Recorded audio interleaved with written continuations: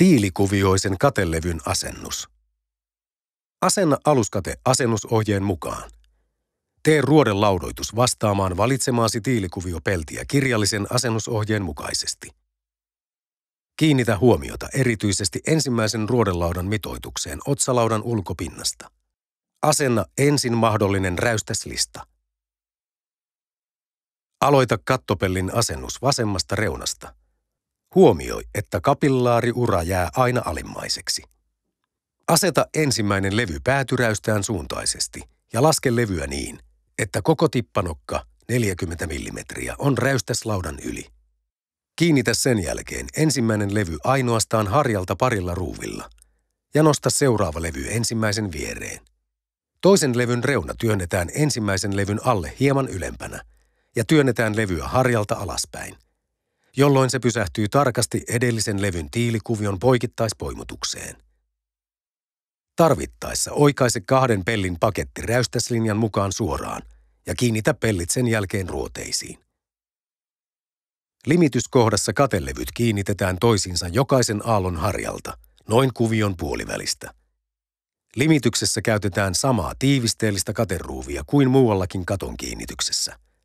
Mutta limityskohdassa ruuvin ei ole tarkoitus yltää ruoteeseen saakka, vaan ruuvilla kiinnitetään ainoastaan pelti peltiin. Poraa limitysruuvi hieman viistoon. Räystäällä pelti ruuvataan ensimmäiseen ruoteeseen poikittaiskuvion päältä, uran pohjalta. Harjalla pelti kiinnitetään joka toisen uran pohjasta ja päädyssä jokaiseen ruoteeseen. Muualla lappeella tiilikuviopelti kiinnitetään uran pohjasta poikittaiskuvion alapuolelta. Kiinnitä pellit ruoteisiin ristivetoon, eli joka toisesta aallosta pituus- ja pystysuuntaan edeten. Katto viimeistellään listoilla. Aloita päätylistojen asennus alaräystäältä. Limitä listoja vähintään 100 mm. Leikkaa ja muotoile listan yläosa harjalla kattokulman mukaiseksi. Kiinnitä päätylista kateruuveilla noin metrin välein, sivusta otsalautaan ja päältä katelevyyn. Harjalista asennetaan päätylistojen asentamisen jälkeen. Limitä harjalistaa sen poikittaiskuvion mukaisesti noin 100 mm. Kiinnitä ensimmäinen harjalista pelkästään päädystä yhdellä ruuvilla ja aseta sen perään toinen harjapelti. Kiinnitä harjapellit toisiinsa ja oikaise harjan suuntaiseksi.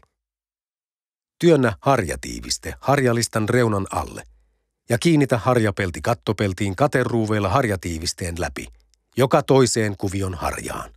Ruuvin ei ole tarkoitus yltää ruodelautaan, vaan kiinnitys tapahtuu pelti peltiin kiinnityksenä. Ruuvaa lopuksi harjalistan päätykappaleet paikoilleen harjapeltiin.